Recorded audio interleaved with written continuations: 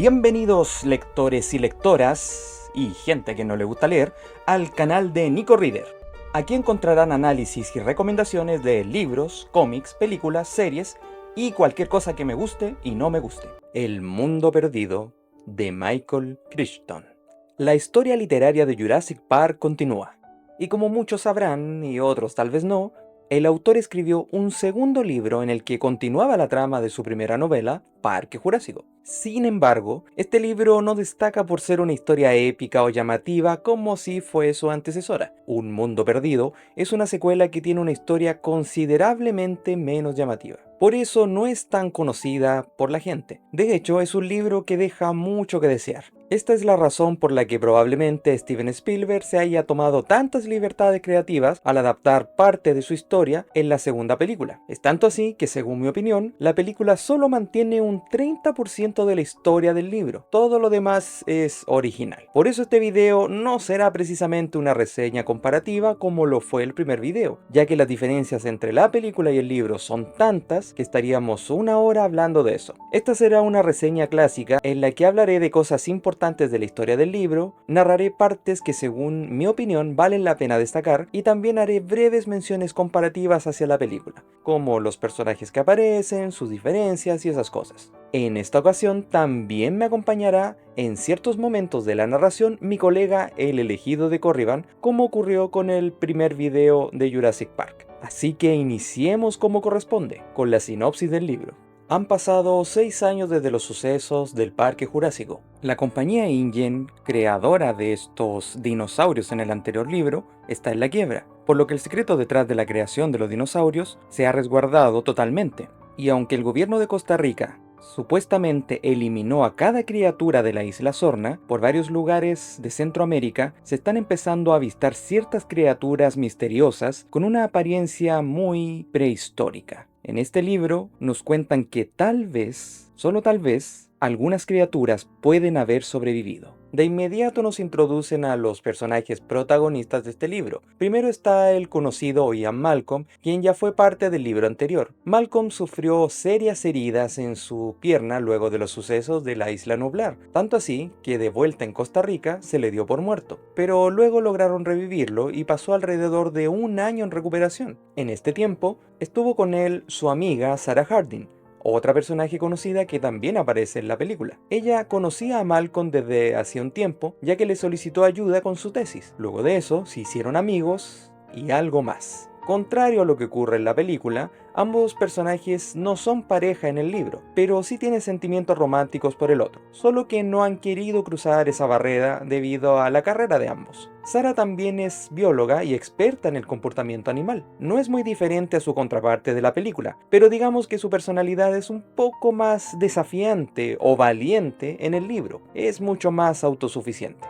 Al inicio del libro, ambos personajes son abordados por Richard Levine, un joven paleontólogo muy inteligente, pero algo altanero e insoportable, que está convencido que existe un mundo perdido, en el que existen dinosaurios que todavía no se han extinguido. Él investigó muchos casos de animales con características prehistóricas que se han dejado ver por diferentes partes del mundo, y todos parecen venir del mismo lugar en Costa Rica. Por eso su investigación lo llevó a los misteriosos sucesos de la isla Nublar y la implicación de Malcolm en el parque. Después de muchos temas legales, todos los sobrevivientes juraron guardar silencio sobre el tema. No daré detalles excesivos, pero claro que involucra dinero y amenazas de demandas. Levine ya intentó contactar a Alan Grant y este desmintió cualquier teoría que este pudiera tener. Lamentablemente, esta será la única mención a nuestro paleontólogo favorito. La historia se centrará exclusivamente en los personajes que ya mencioné. Levine, al no obtener resultados con Malcolm, decide preparar una expedición hacia las islas de Costa Rica por su cuenta. Y como viene de una familia adinerada, los costos del viaje no son gran problema para él.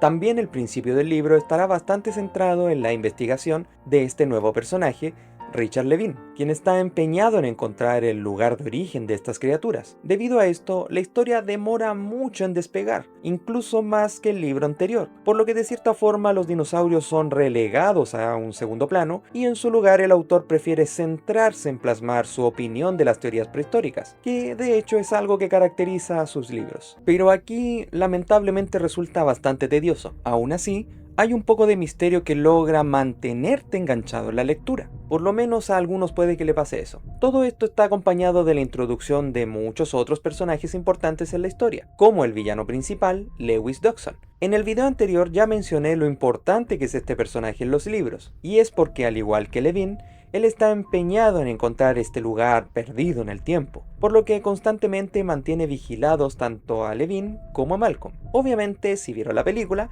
ya sabrán que este lugar misterioso es la Isla Sorna, también llamada la Zona B, lugar donde se creaban a estos dinosaurios. Pero el libro es bastante misterioso sobre este tema, tanto así que durante el primer tercio de la historia nos cuentan de este lugar a cuentagotas. Al parecer, al autor le gusta mucho incluir niños en sus historias, porque al igual que en el Parque Jurásico, tenemos dos niños que acompañarán a nuestros personajes adultos.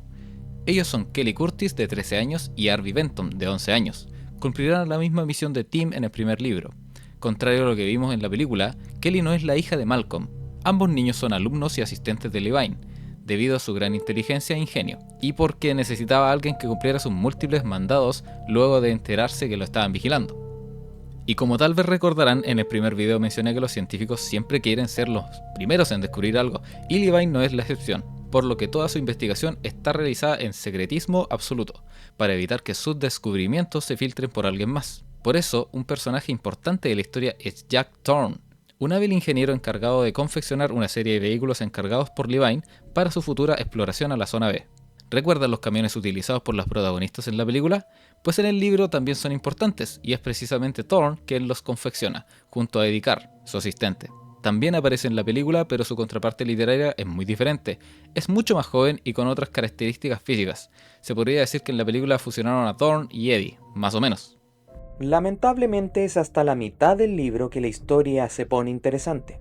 En la película los protagonistas van a la isla con el fin de rescatar a Sarah o algo así, pero en el libro es Levine quien debe ser rescatado, ya que viaja de forma apresurada a la isla sin comprender el peligro que representa. Recién en este punto todos viajan a la isla y por supuesto aquí es cuando los dinosaurios entran en escena. Pero la historia no es ni de lejos tan emocionante o llamativa como si lo fue su antecesora. Es verdad que hay muchos encuentros emocionantes entre los protagonistas y un grupo variado de dinosaurios, pero para este punto el interés del lector en la historia probablemente haya disminuido considerablemente, dejando el libro ya como algo tedioso de leer. Aún así, la historia logra resolver bastantes misterios o tramas dejadas de lado en el otro libro. La zona B en sí es un gran misterio resuelto. En cierto momento los protagonistas llegan a las instalaciones abandonadas de InGen, las cuales resultan ser un centro de producción en masa de dinosaurios. En el libro anterior, los personajes como Henry Wu o John Hammond hicieron una guía supuestamente completa de las instalaciones de la isla Nublar, explicándoles a los otros protagonistas cómo realizaban el proceso de clonación, pero convenientemente se saltaban una parte: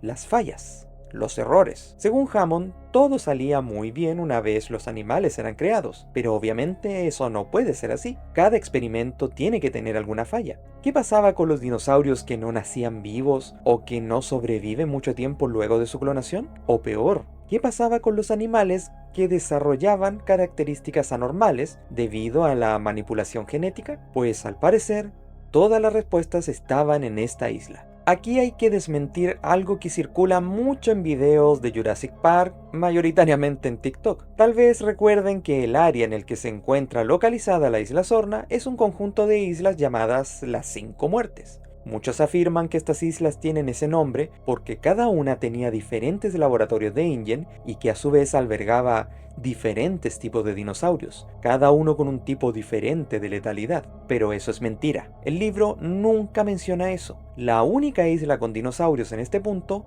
es la isla Sorna, y el nombre que se le dio a las islas es por una antigua leyenda americana, no por una tragedia reciente. Así que si ven algún video sobre que una de las islas tiene a una bestia mortal enorme o que otra tiene raptores con un nivel de inteligencia considerable, recuerden que es puro fanfiction. Es bueno, pero nada de eso es canon. Volvamos a la historia. Sé que anteriormente mencioné que es mucho más tediosa en cuanto a la explicación científica se refiere, pero eso no significa que esté exenta de momentos chocantes, crudos o brutales. A continuación mencionaré lo que según mi opinión son los mejores momentos del libro, o por lo menos los más tensos. El primer momento está protagonizado por el villano de la historia, Lewis Dodgson, quien junto a sus dos ayudantes también llegan a la isla con el fin de robar huevos de dinosaurios y poder usarlos para múltiples experimentos, ilegales claro.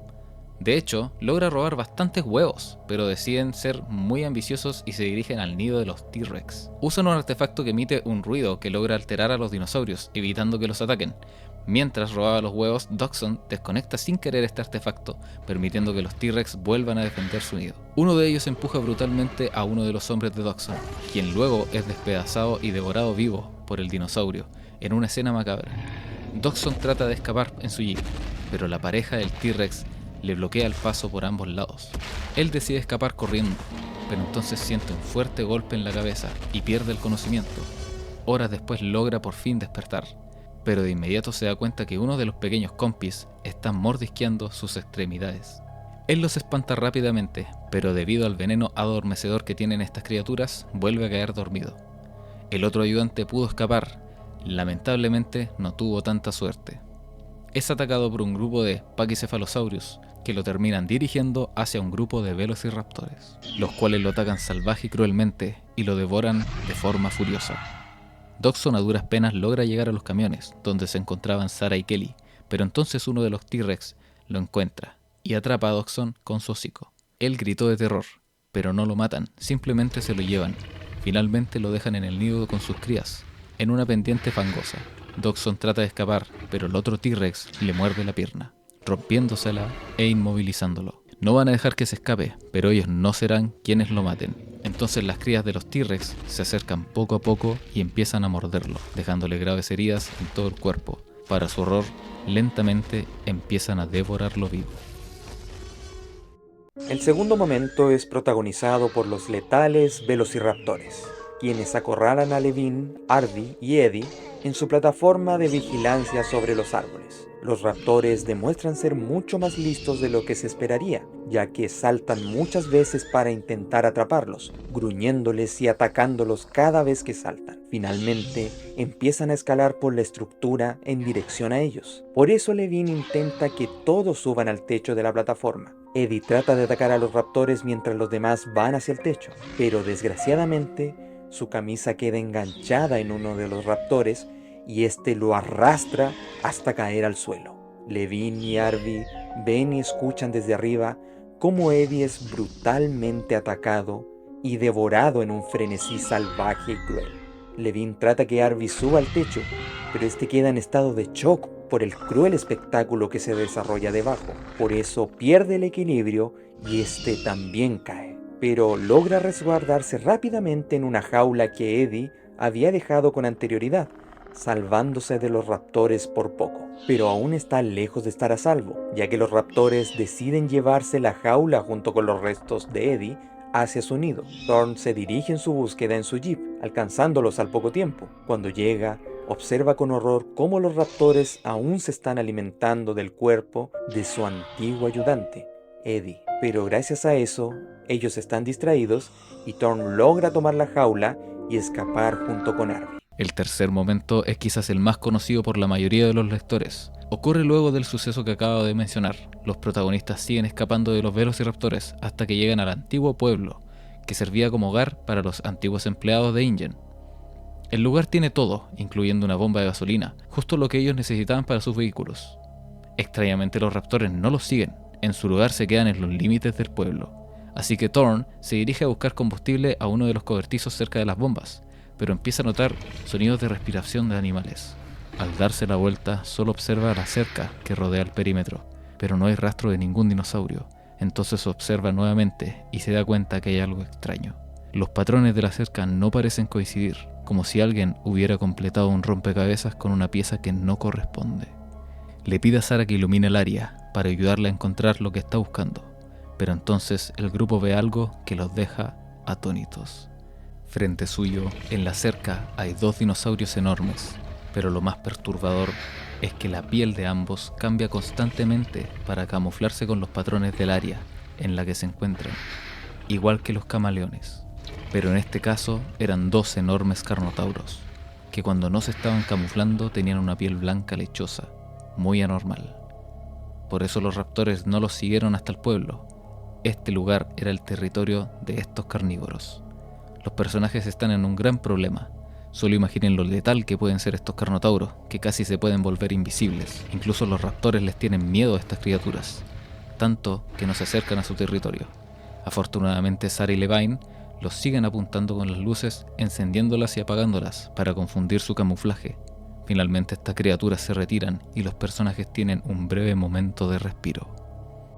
Obviamente el libro tiene muchos otros momentos mucho mejor desarrollados en los que destacan la acción y el suspenso. De hecho, quien se roba el protagonismo en estos momentos es Sarah, quien junto con Kelly comparten muchos momentos de tensión dignos de una gran película de acción. Estos momentos habrían quedado muy bien en la segunda película, pero lamentablemente fueron omitidos. Y lamentablemente el libro es todo menos épico. No es una historia que siga el ejemplo de su antecesora al desarrollar una trama de terror científica. Más bien es una aventura científica reflexiva, en la que el tema central, o sea, la extinción y sus posibles causas, están presentes en todo momento. El lado bueno es que sirve para desarrollar aún más la historia de personajes interesantes. Ian Malcolm fue dado por muerto en el anterior libro, por lo que su regreso y protagonismo son muy bienvenidos. Gracias a este libro podemos saber mucho más del personaje. Se aleja del papel de científico tedioso. Aquí es mucho más humano, por así decirlo. No es tan bidimensional, y gracias a eso logramos empatizar mucho más con él. Una personaje que, según mi opinión, no recibió una adaptación totalmente satisfactoria fue Sarah Harding. Ella es una de las mejores personajes femeninas de este par de novelas. Tiene grandes momentos en el libro, como ya mencioné, y es una de las protagonistas de las que quieres saber más, pero lamentablemente no es aprovechada al 100%.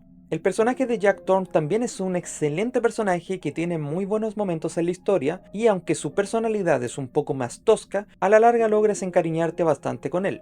Y también los niños, Kelly y Harvey, son personajes que contribuyen bastante a la historia, hasta el punto que de hecho no se sienten como relleno o inútiles por parte del autor. Son buenos personajes. Pero lamentablemente eso es todo lo bueno que puedo decir del libro. No es una lectura que vaya a recomendar. De hecho, solo lo recomiendo si a ustedes les encantó el primer libro, con toda la explicación científica que incluye el autor, ya que si solo eres un fanático de las películas, puede que este libro no te guste. Por eso dije en uno de mis videos que entiendo el por qué Spielberg decidió alejarse de la historia original para realizar su segunda película jurásica. Este libro no tiene mucho material cinematográfico, pero sí tiene mucha información interesante que puede despertar el interés en la paleontología y en las teorías científicas. Por eso no puedo darle una buena nota. Le doy un 6 de 10 estrellas. Una nota considerablemente baja en comparación a su antecesor, lo sé. Pero para mí fue difícil terminar el libro. Y lo leí 2 veces, pero la segunda vez no lo disfruté. Así que ya saben, solo léanlo si son grandes fanáticos de Jurassic Park, del libro anterior y por supuesto de los libros de ficción científica.